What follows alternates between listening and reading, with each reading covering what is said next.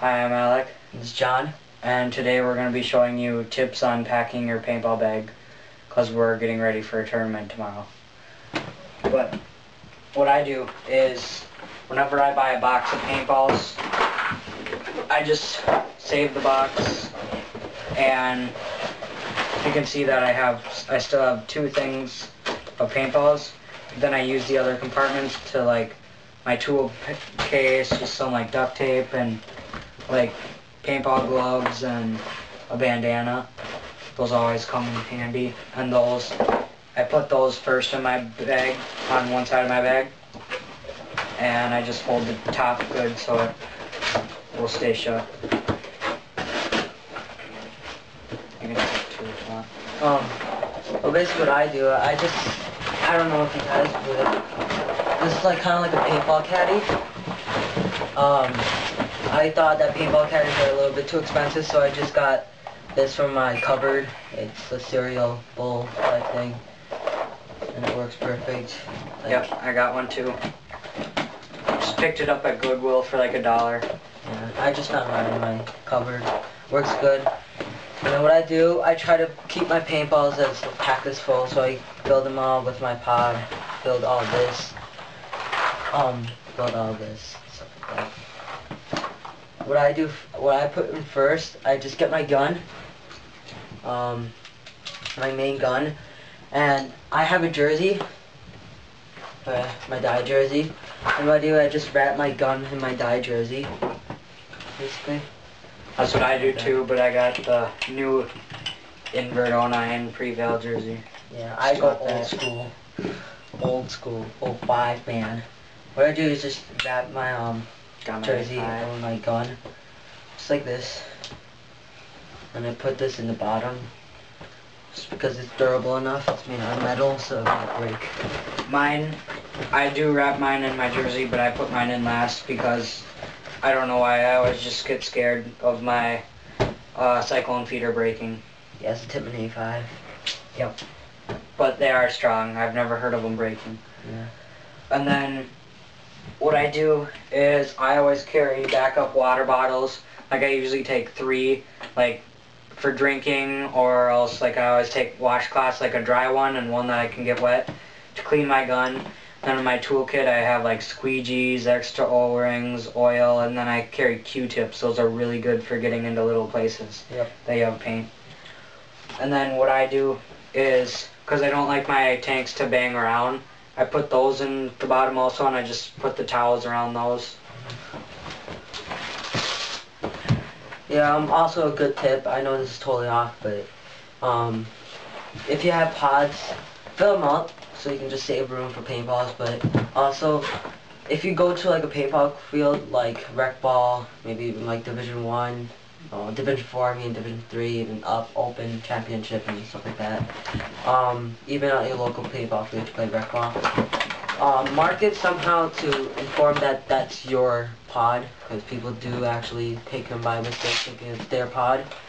Especially when you have your V-loader pods, because a lot of people have those. Yep, like what I'm going to do, I haven't done this, I was going to do it before the video, but I'll do it after. I'm going to put duct tape around them like he does. And that's really good, because people, like, I hear stories all the time, people stealing paintballs and paintball equipment and can lose your money that way. Mark your stuff, that's a really good idea.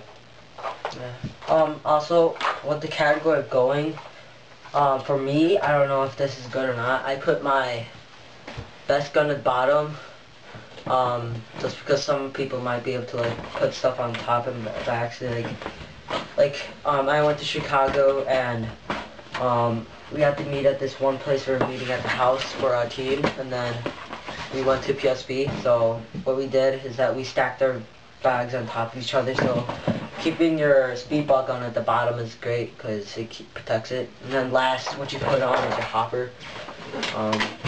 Go from the strongest to the weakest. I put my pod pack next, like this.